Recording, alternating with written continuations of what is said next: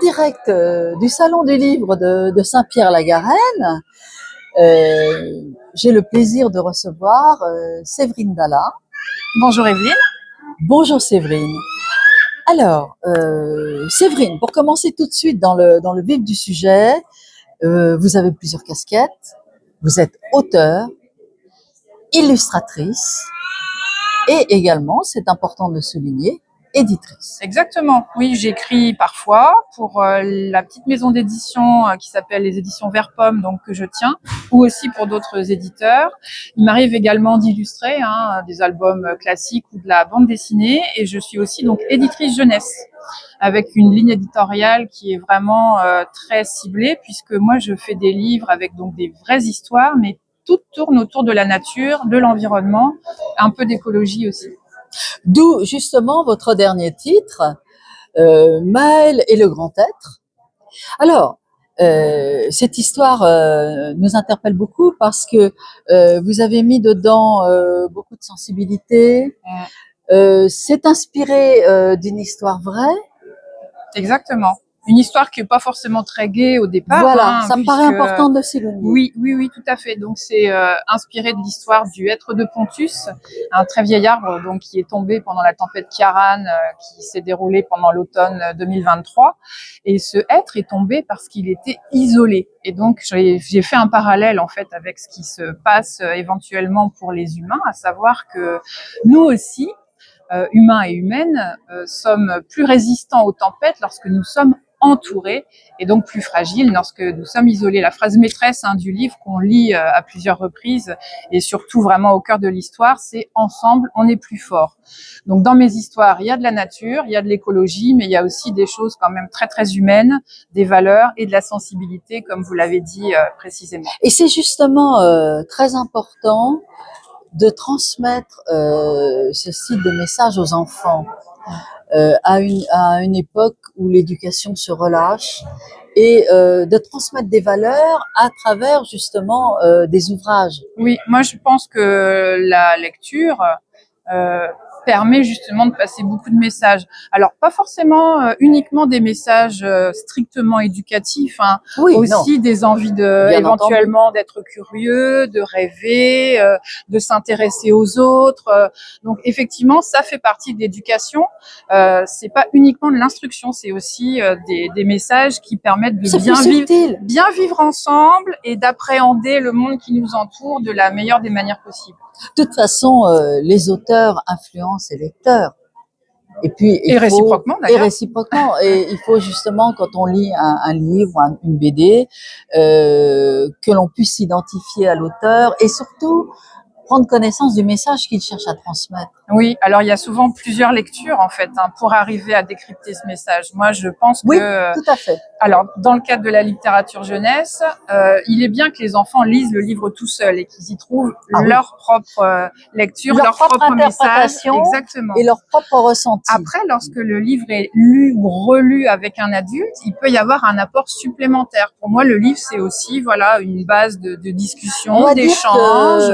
C'est un vecteur. C'est un vecteur.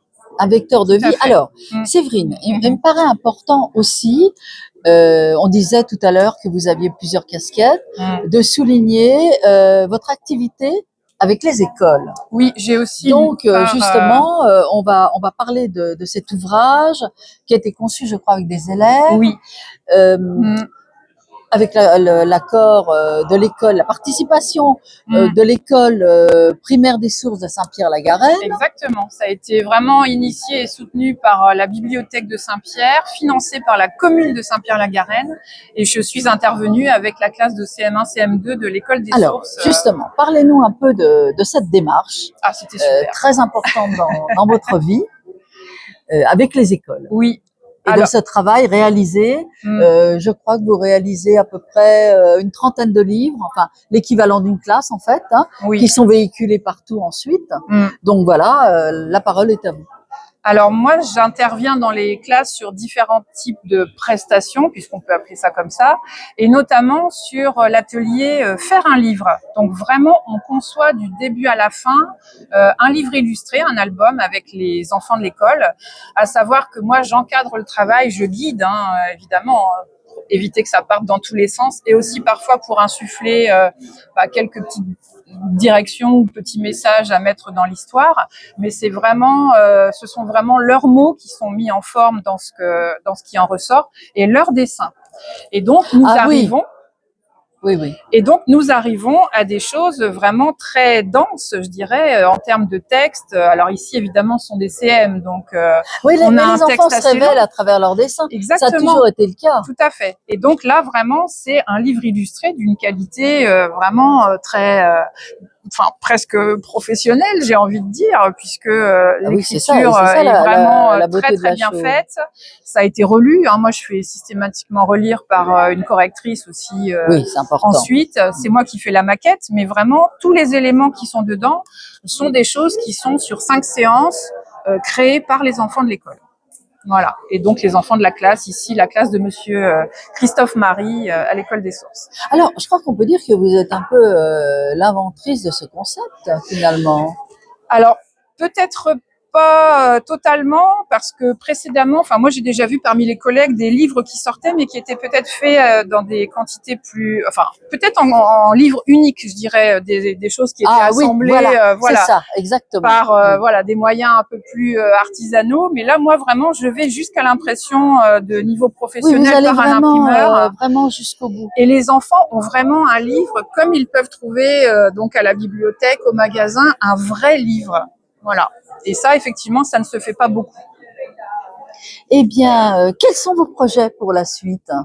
Alors là, j'ai encore Vous avez quelque chose sur le feu? Alors jusqu'à la fin de l'année, j'ai encore tout un cycle à faire qui va commencer la semaine prochaine avec une classe près de chez moi. J'en termine un aussi là ce jeudi avec une classe de la région rouennaise.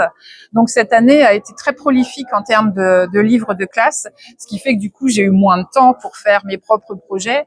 Mais j'ai une mise à jour de mon calendrier perpétuel qui est prévue pour la fin de l'année, puisque je fais aussi des petits à côté. Je ne fais pas que des livres, je fais aussi d'autres supports pédagogiques. Et puis après, ma foi, pour les histoires, on verra. Eh bien, Séverine, nous vous souhaitons une longue vie de romancière, longue vie à vos œuvres. Merci Evelyne. Et merci à vous de votre venue. Merci beaucoup. Merci Séverine. Au revoir. Au revoir.